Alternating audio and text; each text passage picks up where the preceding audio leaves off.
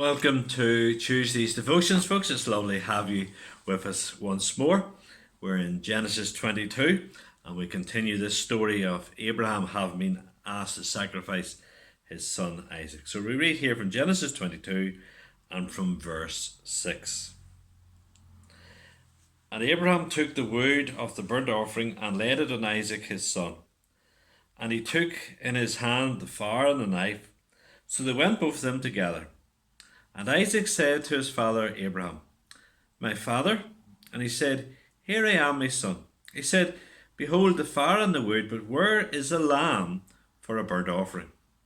Abraham said, "God will provide for himself the lamb for a burnt offering, my son." So they went, both of them, together. When they came to the place of which God had told him, Abraham built the altar there, and laid the wood in order, and bound Isaac his son, and laid him on the altar on top of the wood.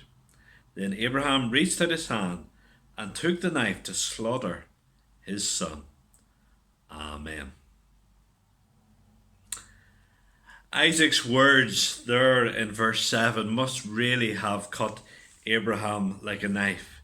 He says to his father, he says, "Behold the fire and the wood, but where is the lamb for the burnt offering?" And Abraham must have felt so awful not revealing the whole truth and holding back at that point and not saying to him, "Listen, son, you're going to be the sacrifice." But he doesn't do so. But what was in Abraham's mind as he proceeded up the mountain to offer his son as a sacrifice? How could he do this? What was he thinking? Well, Hebrews chapter 11 and verse 19 reveals to us what he was thinking. It says there, he considered that God was able even to raise him from the dead, from which, figuratively speaking, he did receive him back. And so Abraham's thinking was, okay, I'm going to have to sacrifice Isaac. God has promised that through this boy that all his promises would be fulfilled. So surely God's going to raise him from the dead. That's what Abraham believed. And so he didn't get it right. He didn't know how God was going to intervene. But he did trust God that God would work it out in the right way. And in many ways, what Abraham here is what we all need, is childlike faith. A faith in which we don't know all the answers, we don't know how all will work out, we don't know all of God's ways and how he will do something. But we trust and we believe that God will work this out. We don't know how, but we know this God is a God who can be fully trusted. Do you know God in that way? Have you come to know Jesus in that way? This is what we need, such a faith in our lives. A faith which hasn't everything worked out. A faith is aware that there's so much which God doesn't reveal to us. But a faith through what God has revealed to us enables us to trust him fully. As Abraham prepares the altar and then lays Isaac on it, Isaac shows amazing submission in not fighting against his elderly father at this time. I think that's one of the characteristics of Isaac as we'll see through all his life.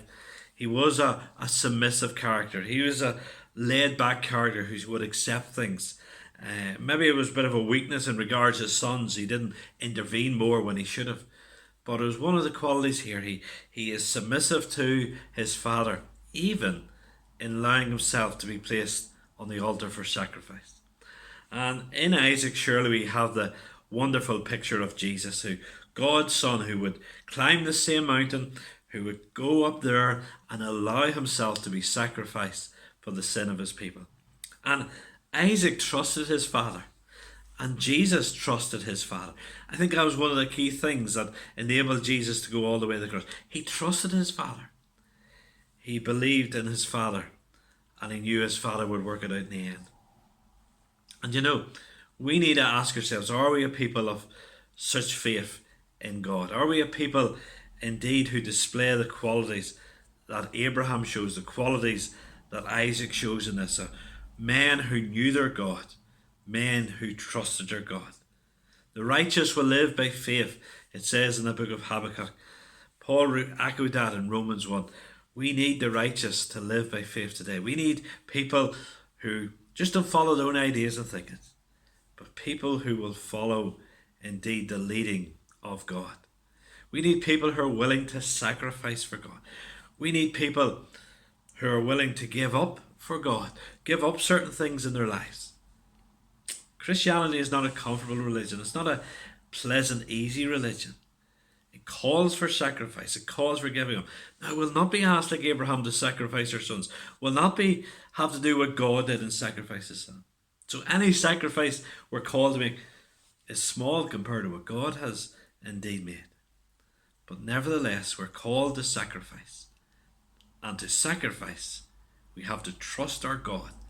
Do you have the faith that will enable you to so sacrifice? May God give you that grace. Amen.